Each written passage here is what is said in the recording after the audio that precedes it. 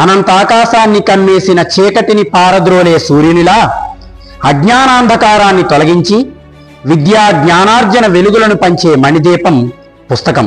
అది అక్షర బీజం, చిగురిస్తే శబ్ద పల్లవం, తీగ సాగితే వాక్యం, అల్లుకొని విస్తరిస్తే గ్రంథం.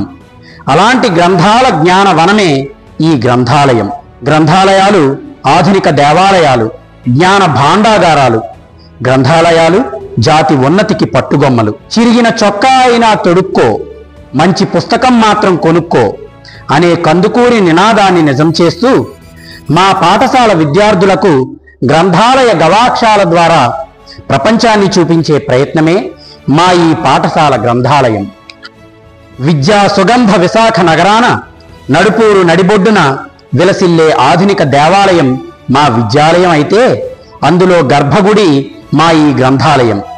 ఇక్కడ పుస్తకాలే సరస్వతి ప్రసాదాలుగా, గ్రంథాలే జ్ఞానాక్షతులుగా అక్షరార్చన సాగించే ప్రయత్నం చేస్తున్నాం. కార్పొరేట్ సామాజిక బాధ్యతలో భాగంగా ఎల్ఎన్టీ సంస్థ వారు మా జిల్లా పరిషత్ ఉన్నత పాఠశాల నడుపూరు నందు అక్షరాల 4,07,000 రూపాయలతో 1000 పుస్తకాలతో విద్యార్థులు చదువుకునేందుకు 12 టేబుళ్లు, 40 కుర్చీలతో, పుస్తకాలు దాచుకునేందుకు 6 ర్యాకులు, 8 అల్మరాలతో, సకల హంగులతో సర్వాంగ సుందరంగా ఏర్పాటు చేయబడినదే ఈ మా పాఠశాల గ్రంథాలయం.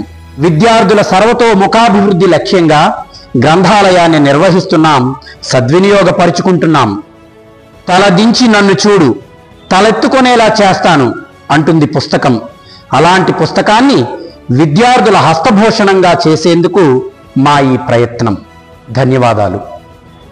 నా చిన్నతనంలో నాకున్న ఏకైక సంపద గ్రంథాలయమే. Abraham Lincoln. గ్రంథాలయం ఒక విశ్వవిద్యాలయం. Doctor B R Ambedkar. పుస్తకాలు లేని ఇల్లు ఆత్మలేని శరీరంలా ఉంటుంది. అబ్దుల్ కలాం. పుస్తకాలు చదవకపోవడం అంటే ఆలోచించకపోవడమే. మహాత్మా గాంధీ. కలలుగన్న స్వర్గం గ్రంథాలయమే. స్వామి వివేకానంద.